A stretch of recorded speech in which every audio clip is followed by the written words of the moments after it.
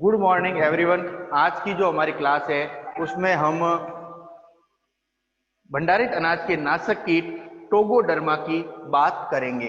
देखिए, टोगोडर्मा की अगर हम बात करें तो इसे कॉमन भाषा में, इसे सामान्य भाषा में खपरा या पाई कहते हैं। तो इसका जो कॉमन भाषा नाम क्या होती है? खपरा या पाई। इसे सामान्य भाषा में खपरा या पाई कहते हैं। अब देखिए, इसका अगर मैं वर्गीकरण की बात करूं तो वर्गीकरण के अंदर हम जानते हैं कि ये जितने भी कीट होते हैं भंडारित अनाज के नाशक कीट, यह सभी संघ ऑर्थोपोडा के होते हैं। तो संघ क्या है? ऑर्थोपोडा। फिर वर्ग, वर्ग क्या होता है? इनसेक्टा। और गण क्या है? कॉलियोपटेरा। क्योंकि हम ये चीज बार बार पढ़ चुके हैं। तो गण होता है कॉलियोपटेरा और वंश होता है टोगोडर्मा, इनका वंश होता है।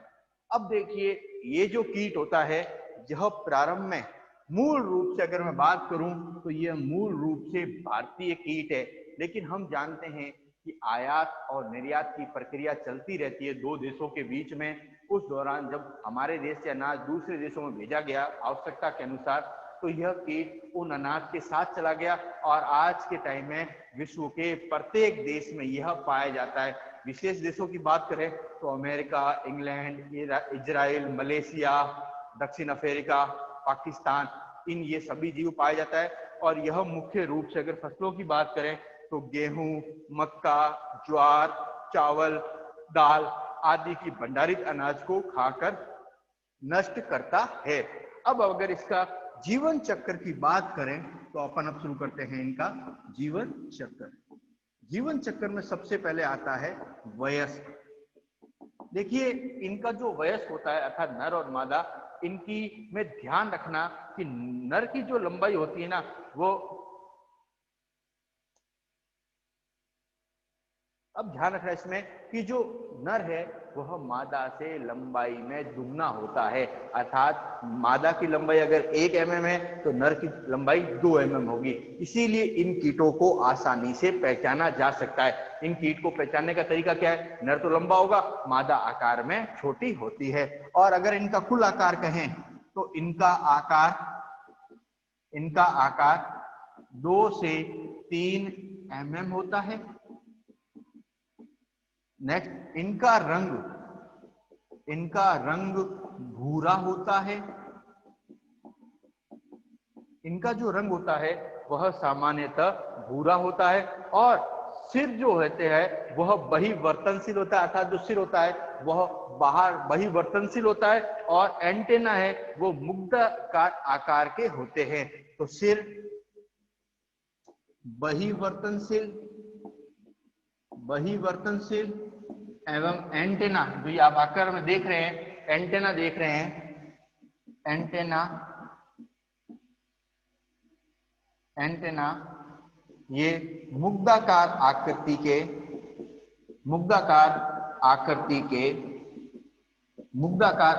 के होते हैं, जिनको इंग्लिश में अपन कहते हैं club like structure.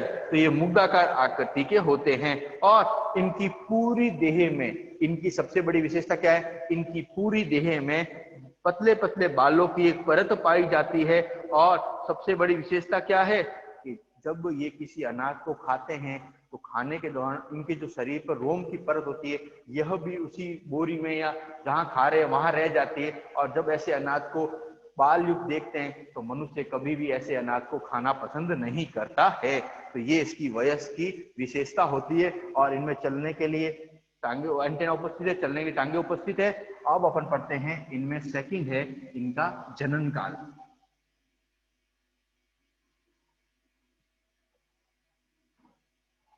Second point है इनका जनन काल। अब देखिए, जनन काल की क्या विशेषता है कि इनका जनन काल अप्रैल से अक्टूबर महीने तक होता है। और इनका लार्वा, देखिए इनका जनन काल क्या है? अप्रैल से अक्टूबर महीने तक। और नवंबर से मार्च तक इनका लार्वा शीत निष्क्रियता अवस्था में जाता है। तो कहने का मतलब इनका जनन काल इनका जनन काल अप्रैल से अक्टूबर तक होता है। अब हर प्रजाति का क्या है, अलग अलग है, लेकिन ध्यान रखना, हमने कल भी पढ़ा था कि सर्दियों में यह कीट निष्क्रिय अवस्था में रहते हैं। क्योंकि अब अक्टूबर में किसी ने अंडे दिए हैं तो नवंबर में उसके बच्चे बाहर निकलेंगे, और चूंकि नवंबर से लेकर मार्च अप्रैल तक का महीना जो होता है वह सर्दियों का होता है। उस कंडीशन में यह शीत निष्क्रियता का मतलब होता है किसी स्थान पर निष्क्रिय पड़े रहो और जैसे अनुकूल परिस्थितियां आए वापस सक्रिय हो जाओ। तो इनके लार्वा नवंबर से अप्रैल महीने तक शीत निष्क्रिय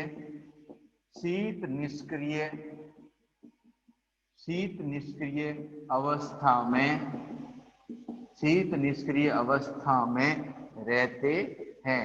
तो ये इनकी एक विशेषता है कि इनके लार्वा नवंबर से अप्रैल महीने तक शीत निष्क्रिय अवस्था में रहते हैं। और सामान्यतः इस कंडीशन में यह दीवार की दरारों, खांचों, अन्न की बोरियों में और ये उस कंडीशन में रहता है। शीत निष्क्रिय अवस्था आती है तो ये उस कंडीशन में किसी दरार कह सकते हैं, किसी बोरी में कह सकते हैं, कोई खांच हो, कोई ऐसे जगह जहां कोई ज्यादा कीट नहीं जा रहे हो, उस कंडीशन में यह उस जगह जाकर शीत निष्क्रियता अवस्था दर्शाते हैं। और मैथुन काल में वयस्क के बाहर निकलने के 2-3 दिन बाद वयस्क होता है वो मैथुन क्रिया कर सकता है। अब इसमें ध्यान रखना सबसे बड़ी बात क्या है, नर एक ही बार में एक से अधिक मादाओं के साथ मैथुन क्रिया करता है। तो क्या होता है, जब अनुकूल परिस्थितियां आती है तो नर क्या करेगा, इन खांचों से या जो वयस्क है वो बाहर निकलेगा और वो मैथुन क्रिया करेगा। अब यहाँ ध्यान रखना, एक नर कई मादाओं के साथ मैथुन क्रिया कर सकता है और मैथुन क्रिया करने के 3 दिन पश्चात मादा अंडे देना प्रारंभ कर देती है। ये इसकी सबसे बड़ी विशेषता है। और अंडे अनाज के दानों पर दिए जाते हैं। तो नेक्स्ट है, अब इसी में कंटिन्यू पढ़ते हैं।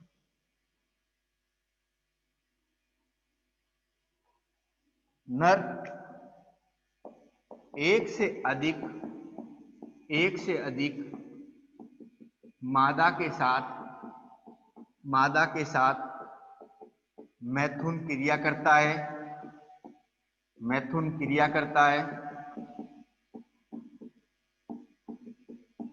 नेक्स्ट, मैथुन क्रिया के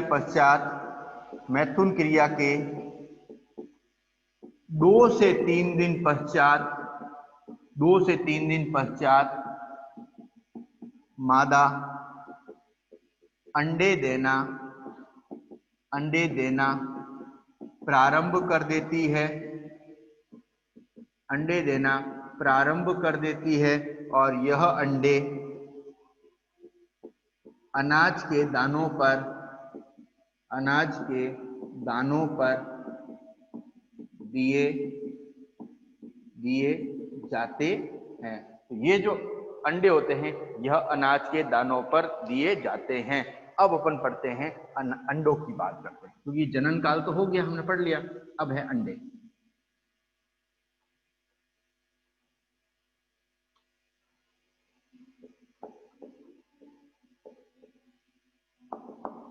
अब ध्यान रखना, इनके अंडे अर्धपारदर्शी और एक सफेद रंग के होते हैं।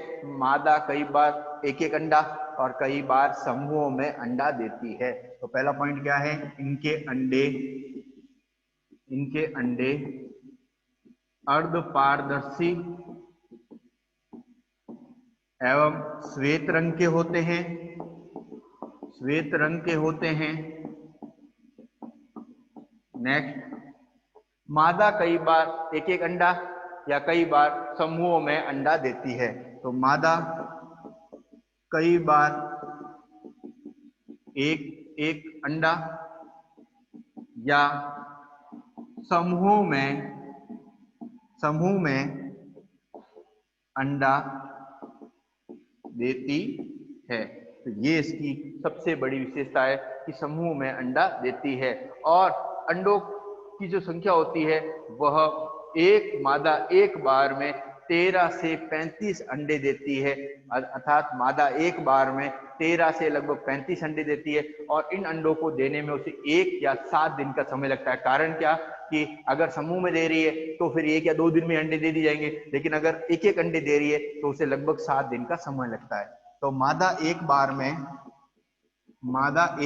में 13 से लगभग 40 अंडे देती है। नेक्स्ट, यह अंडे 1 से 7 दिन में दिए जाते हैं। ये जो अंडे होते हैं वह 1 से 7 दिन में दिए जाते हैं। और सबसे बड़ी विशेषता क्या होती है, यह अंडे जो होते हैं इनका परिपक्वन काल होता है वह लगभग 5 से 10 दिन का होता है और परिपक्वन काल में पश्चात इन अंडों से जो लार्वा है वह बाहर निकलते हैं। और यह लार्वा, सबसे बड़ी विशेषता क्या है, यह लार्वा कुछ ही दिनों में 20 से 30 दिनों में एक वयस्क में परिवर्तित हो जाते हैं। तो अब इनके बारे में पढ़ते हैं, इनके लार्वा।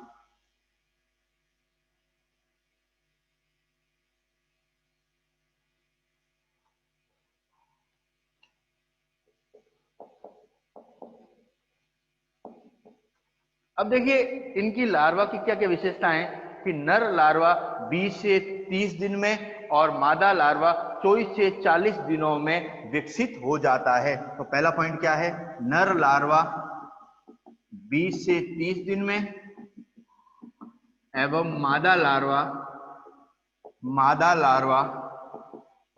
30 से 40 दिन में विकसित होता है। तो 30 से 40 दिन में विकसित होता है, अर्थात नर है वो 20 से 30 दिन में, जो नर लार्वा है वो 20 से 30 दिन में ही वयस्क का निर्माण कर देगा, जबकि मादा लार्वा है वो 30 से 40 दिन में इसकी विकसित कर देता है। नेक्स्ट, के स्फुटन के उपरांत यह लार्वा पीले सफेद रंग का होता है। स्फुटन के तुरंत बाद, स्फुटन के समय यह लार्वा पीले श्वेत रंग का होता है। तो ये इसकी एक सबसे बड़ी विशेषता है कि जब इनका स्फुटन होता है तो उस कंडीशन में ये लार्वा पीले और श्वेत रंग का होता है, और जबकि इसका सिर होता है वह भूरे रंग का होता है। तो जबकि इसका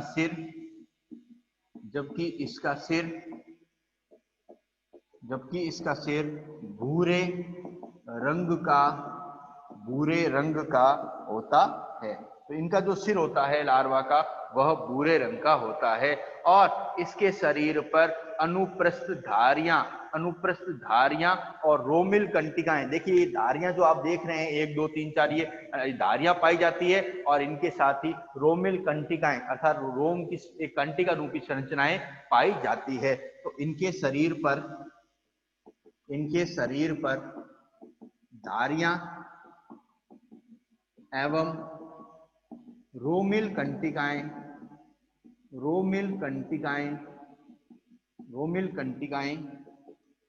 पाई जाती है। तो ये इस लार्वा की विशेषता होती है कि इनके शरीर पर रोमिल कंटिकाएं पाई जाती है।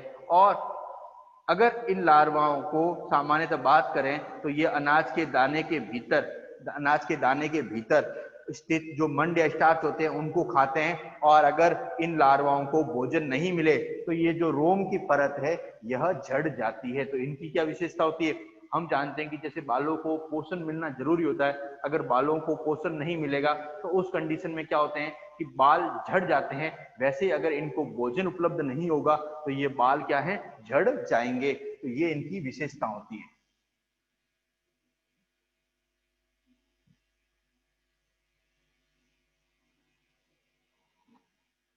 यह लार्वा अनाज के दाने के भीतर स्थित मंड को भोजन के रूप में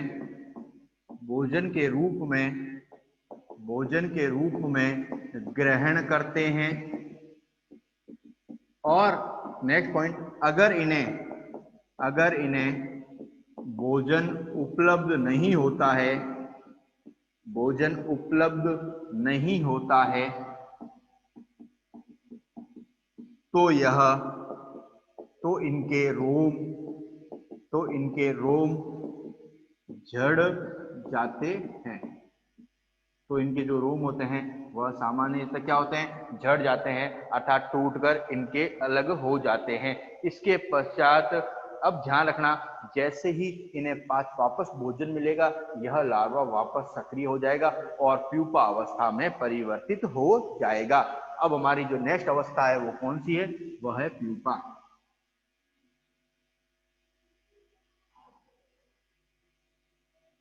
प्यूपा।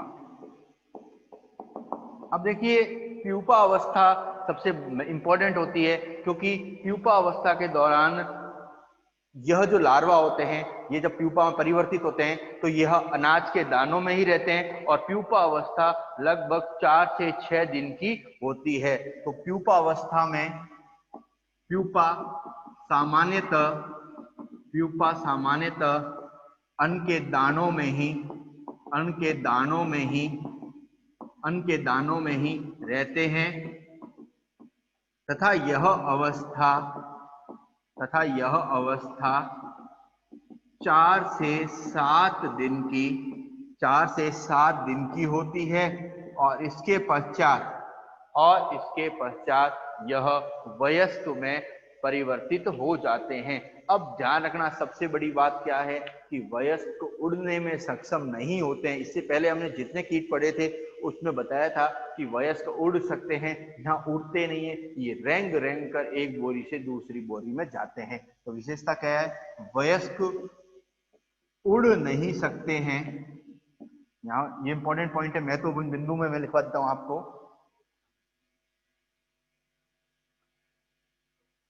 महत्वपूर्ण बिंदु,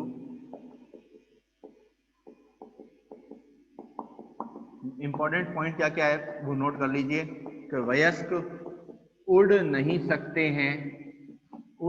सकते हैं, इसीलिए यह रेंग कर चलते हैं। अर्थात ये रेंग कर एक स्थान से दूसरे स्थान की ओर चलते हैं और सामान्यतः गड्ढों में और इनमें ये पाए जाते हैं। और इनकी सबसे बड़ी विशेषता क्या होती है, एक साल में इनकी लगभग 12 पीढ़ियां आ जाती है। तो एक साल में इनकी 12 पीढ़ियां आती है। अब आती है लास्ट पॉइंट, सती, कि ये कैसे अनाज के दाने को खाकर नष्ट करते हैं। अब इनका इंपॉर्टेंट पॉइंट क्या है, सती या नुकसान।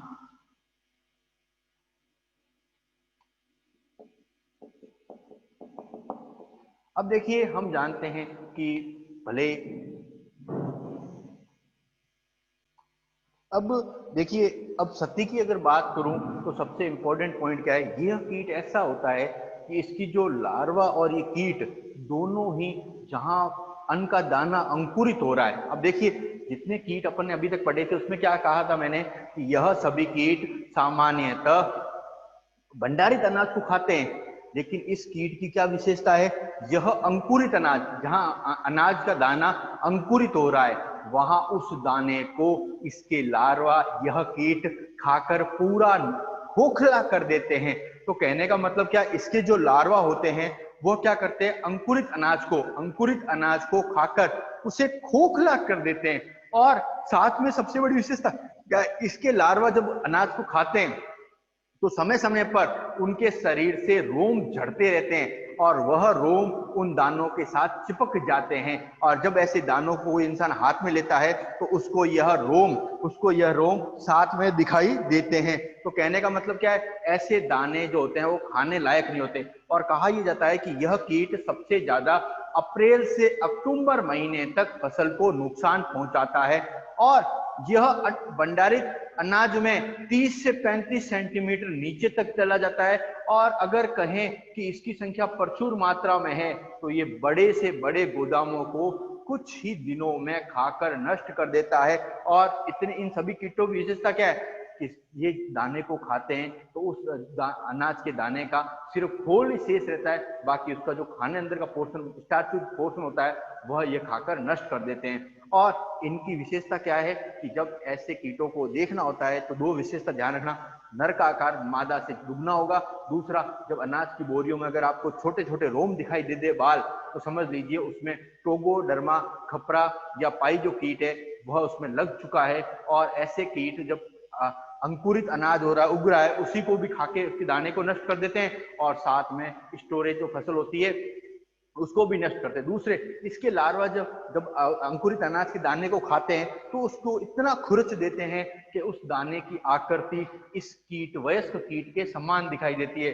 तो कहने का मतलब क्या है, अन्न के दाने की जो आकृति होती है वह वयस्क कीट के समान दिखाई देती है। अब इस कीट की विशेषता क्या है, इसका सिर बहिर्वर्तनशील है और जो एंटेना होते हैं मुग्धाकार आकृति के होते हैं। अब इनमें चलने के लिए पैर उपस्थित है, लेकिन ध्यान रखना यह कीट में पंख नहीं होते हैं, ये उड़ नहीं सकता। इसका मतलब क्या है, इसको एक गोदाम से दूसरे गोदाम में जाने में समय लगता है, इसीलिए ये ज्यादातर एक ही स्थान पर रहना पसंद करते हैं, क्योंकि हम जानते हैं कि बड़े गोदाम होते हैं वहां पर अनाज की प्रचुर मात्रा होती है और जब ये कीट लग जाते हैं तो वो पूरी की पूरी बोरी को ही खा के नष्ट कर देते, क्योंकि कहा ही जाता है कि एक साल में इनकी 12 पीढ़ियां आती है। तो आप समझ सकते हैं कि 12 पीढ़ियों और सबसे ज्यादा ये सक्रिय होते हैं वह होते हैं अप्रैल से अक्टूबर महीने में। और नवंबर से लेकर अप्रैल महीने तक ये कोई काम नहीं करते, अर्थात यह नवंबर से अप्रैल तक कुछ नहीं करते, निष्क्रिय अवस्था में रहते हैं और अप्रैल से वापस एक्टिव होकर अक्टूबर तक जितनी भी फसल होती है उनको नुकसान पहुंचाते हैं। तो आज की जो हमारी क्लास में उसमें हमने तीसरा एनिमल ट्रोगोडर्मा पढ़ा। अब हमारी जो नेक्स्ट क्लास होगी हम उसमें आगे के एनिमल पर चर्चा करेंगे। धन्यवाद।